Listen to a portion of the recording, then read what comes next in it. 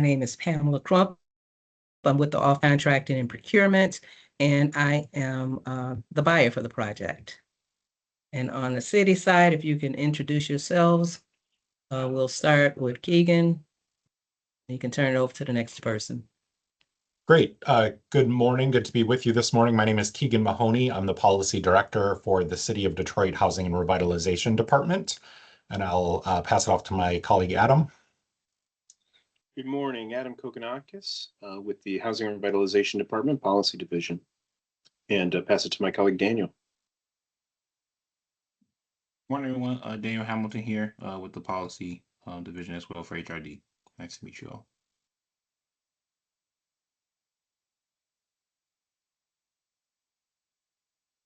Okay, is that it on the city side? So if we can have, let's see, Joe Spear. If you can identify yourself and the company you're with. Good morning. I am Joe Spear. I'm with HRNA Advisors. Thanks for hosting this. Thank you. Let's see, Eric Kehoe. Yeah, that's right. Hi, Eric Kehoe here. I'm with Progressive Companies. And then we have a couple of other people, phone numbers. I think I can't really see the phone number. So if you can just go ahead with the 434. Yes, hi, good morning. My name is Jackie Taylor. I'm with AECOM. There's one other person. I'm not sure who it is. My number. This is Maureen Milligan. I'm with Grow America. Okay, and if you can also type your company's name and company's name into the chat for us. So as I stated earlier, this call is being recorded. If you have any questions, feel free to ask questions, or you can raise your hand, put them in the chat. Our responses though to the questions, we'll give you a response, but our official responses is what we put in writing. So we ask that you upload those questions if you want an official response, to upload those questions in Bonfire. And in the supplier portal using that link that that was on the cover page. Okay, so this RFP was released June 2nd.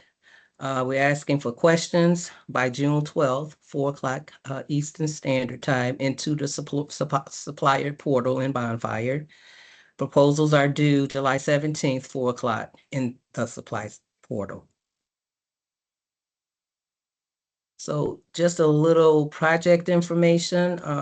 The Office of Contracting and Procurement, we were requesting proposals on behalf of the Housing and Revitalization Department for an infill housing strategy consultant. The services include assisting HRD with developing a strategy for infill housing construction to address the unmet housing needs in Detroit. HRD will go over the scope shortly. Contract would be for a 2-year period. The minimum qualifications for the proposal to be accepted is 5 years of experience producing financial analysis and modeling for infill housing development. Okay, and with this, I'm going to turn it over to Keegan. Great, thank you, Pamela. So won't restate all of the components of the request for proposals document, but wanted to highlight here this morning a couple high-level pieces of information for context. So for background here, this is a effort to improve strategy and plan for publicly supported implementation of infill housing activities in Detroit. So what do we mean by infill housing?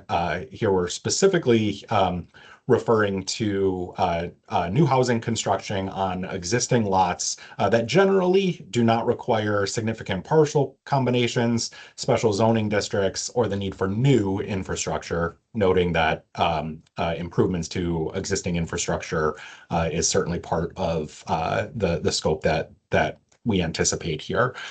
So our particular focus here is on smaller format housing. We have, as a city and as a department, really built a robust pipeline of multifamily larger housing development. This is an effort to improve pathways for developing smaller format housing deeper in city neighborhoods. So this could include city single-family homes, attached single-family such as townhouses and row houses, duplex, some multiplex, 3 to 6 units, and even up to small multifamily buildings of around. Generally, when we say kind of smaller format infill, we're referring to less than 12 units of housing. Next slide, please. This is just to give a little bit more context and visualization of the types of projects that we hope to encourage in Detroit neighborhoods through this strategy. These are the housing typologies that I just referenced, but a couple of examples, many of which are in the city of Detroit, are built projects in the city of Detroit, a duplex in Ann Arbor, a combination of duplex and ADU in Kalamazoo, and then a garage apartment or an ADU in example in Minneapolis, built on the back of an existing home. So these are not exhaustive of the types of housing typologies, but these are the common types of housing that we hope to encourage through this project. Next slide, please. And why do we need to do this? We certainly have seen a need for more housing in recent years in the city of Detroit as our population has started to grow. In the city, this is a visualization of the type of new construction permits pulled in the city over the last 10 years. So you can see it's a fairly low volume of new construction infill housing of these types. In recent years, over the past few years, seeing an uptick in single family construction, duplex construction, and attached condos have been kind of the primary driver of this type of housing in the city of Detroit over the last 10 years. Next slide, please. But to put that in regional context, so this over the last 10 years, this is SEMCOG data showing the total housing permits pulled in the region, which is the Tri-County area here. So a high volume of single family construction in the region, just a teeny slice of that occurring in the city of Detroit. Similar for the attached condo market, where we have seen, again, Detroit see the higher percentage of development activity, again, is in that multi-family space. So how can we start to capture some of that regional development inertia that it has been happening outside of the city of Detroit, and bring more of that into Detroit neighborhoods as we're seeing more demand for that type of housing. Next slide, please. So specifically through this engagement, we're looking for a consultant, or want to emphasize consulting team to assist the city of Detroit, specifically HRD, but certainly our other departments, including planning and development, buildings and safety, and other related departments who have a role in the infill housing work, to develop an action-oriented strategy to advance infill housing construction in Detroit neighborhoods. So really want to have a guiding strategy for how the city can pull the levers that it has as a public entity to encourage more infill housing construction, and really anticipate the strategy being exhaustive of multiple levers that city government can pull, both on the regulatory side, the infrastructure side, the investment side, and other types of supports that public entities can and do provide to infill housing developers in other markets. Specific deliverables that we anticipate being part of this strategy include a market analysis and conditions report. So understanding where in the city of Detroit the market aligns with this type of housing demand, and where we want to prioritize any place-based strategies for encouraging more infill housing construction. An analysis of best practices, both from other cities, from other regions, and certainly where there have been best practices locally that can be lifted up and expanded to accelerate infill housing production. Anticipate that being part of this scope as well. And those things will get synthesized into a set of high-level goals and directional objectives to steer the city's infill housing strategy. From that, articulation of action items and implementation plans for how those goals and objectives can be met, again, by pulling the public sector levers. And all of this will be synthesized into a final report deliverable at the conclusion of the strategy work. Next slide, please. So the optimal consultant or consulting team would have these areas of expertise. We anticipate needing to draw on this type of expertise throughout this project, and would like for the consulting team to anticipate and incorporate this type of capacity as it's putting its team together. We're specifically hoping to have representatives from the consulting team that have experience in Detroit or Michigan markets, noting that some of these items from a market perspective or from a regulatory perspective do have some local nuance. So having experience working in the Detroit and Michigan markets is advantageous to this project. So these areas of expertise include performing local market analysis, analysis of construction methods and cost estimating for infill housing types, resiliency planning, which I'm going to talk a little bit more in a moment about what we mean when we say resiliency planning, utility and infrastructure analysis. A lot of the infill housing construction that we anticipate happening in the city of Detroit will occur on publicly owned land, including land owned by the Detroit Land Bank Authority. So familiarity with the nuances of public land and land bank policies and practices would be helpful here. And then general project management and process facilitation, trying to move us through a process of identifying the desired strategy and the work that's necessary in order to build out those strategies into action plans, and coordinating that across multiple departments that will be involved with this project. Does require a focused project manager and expertise in process facilitation. Next slide, please. Okay, so resiliency. This infill housing strategy is being developed in a moment where we are coming out of a couple large-scale weather-related disasters. So 2 flooding events in 2021 and 2023 really disrupted housing in a lot of different respects as homes that were already struggling with conditions and measures of quality were hit with flooding and other types of negative impacts related to those disasters. We do anticipate the likelihood of that type of weather-related event becoming more common in Detroit neighborhoods.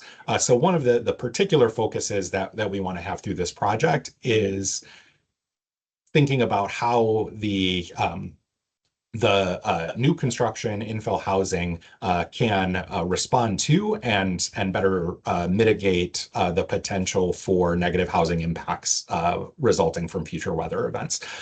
So don't want to overstate this.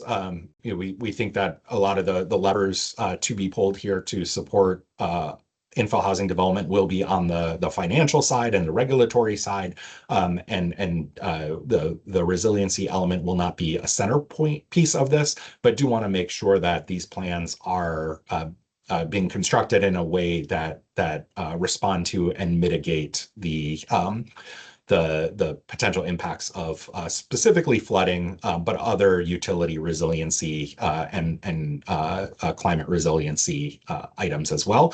So these are spelled out in the RFP as well, so I won't go through in detail here, but making sure that our infill housing strategies respond to our hazard mitigation plan and some of our disaster recovery plans that have been put together in response to the flooding. this might look like, how we're specifically thinking about resilient stormwater management, for example, as housing specifications and priorities are being developed. Certainly has an impact when we think about any place-based investments, and looking at the different risks for weather events in different parts of the city and how those are being incorporated into infill housing plans. Next slide, please.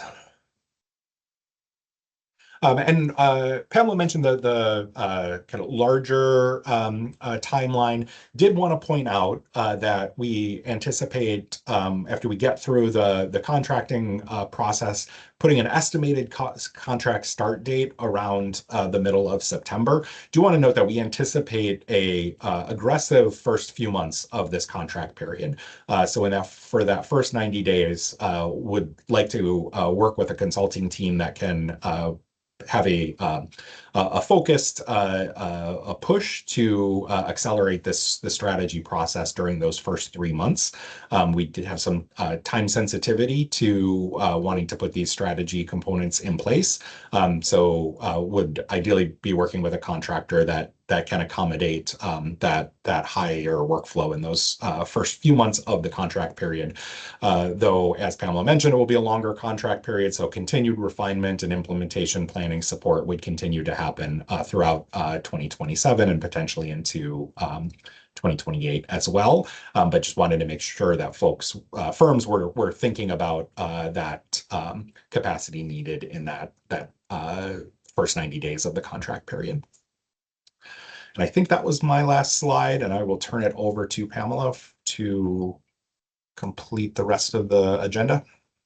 Sure. Does anybody have any questions at this point up to now? Before we go back to the RFP? If so, you can raise your hand. If not, I'll go on to the items in the RFP. So hopefully everyone has had a chance to download the RFP and then all of the attachments that are part of the RFP.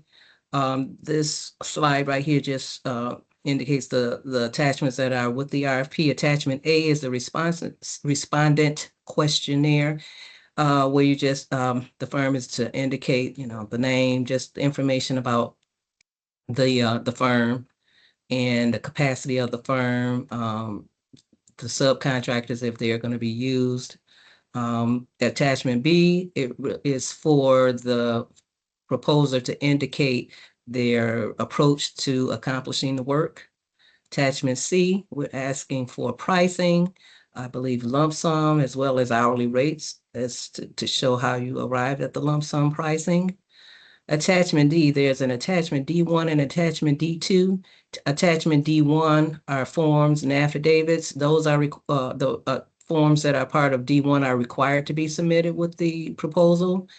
And attachment D2, those forms are optional.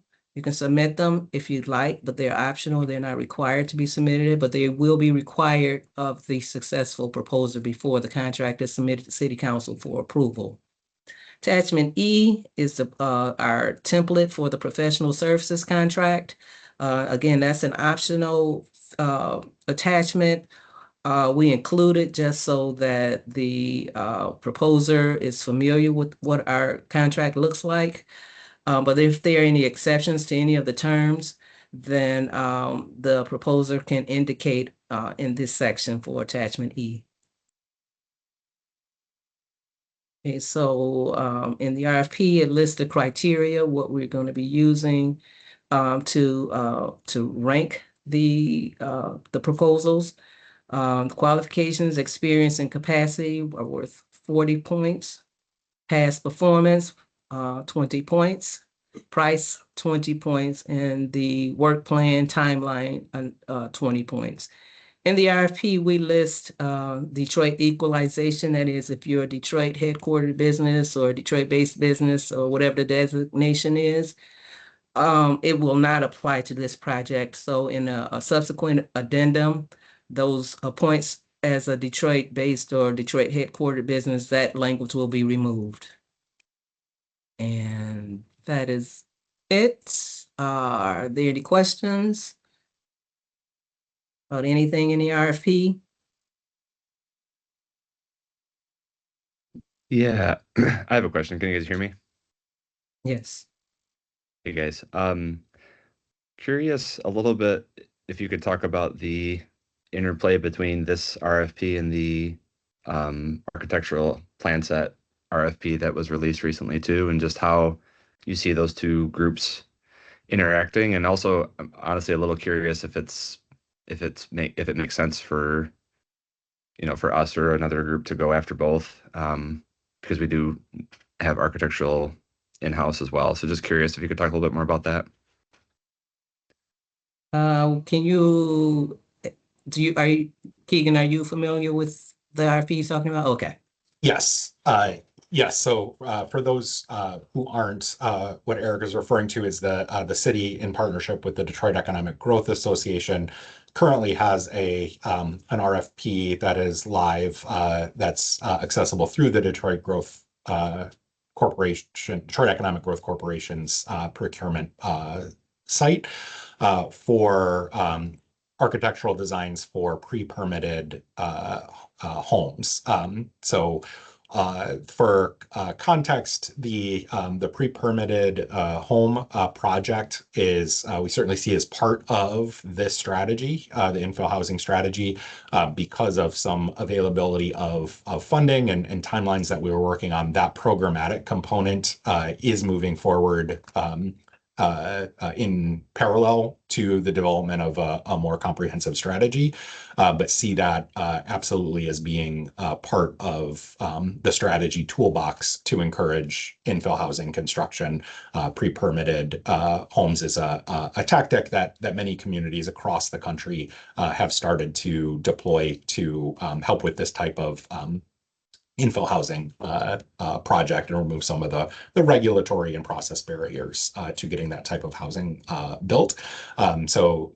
See those as being related, but again, that implementation plan is underway, so there may not be a whole lot for the selected consultant team for this project to do on that project in particular, but see that relationship point. In terms of the potential for a firm to perform both contracts, certainly it's possible, and you could, without knowing the specifics of any particular firm who would be in that situation, it could certainly see some advantages to having that type of coordination between both pieces, but it's not essential. We would anticipate some coordination and collaboration or interaction, I should say, between the consultants for the two different projects. Again, don't see any inherent issue with it being a firm that has both of those capabilities. Got it. Yep. Makes sense. Thanks, Keegan. Okay. Are there any other questions? If not, just a reminder about when questions are due into Bonfire by June 12th. And we're looking for proposals by July 17th and Bonfire by 4 o'clock. Okay, well, if that's it, hope everyone enjoys the rest of their day. And good luck. Thank you. You. All right. Thank you. Bye-bye. Thank you. Bye.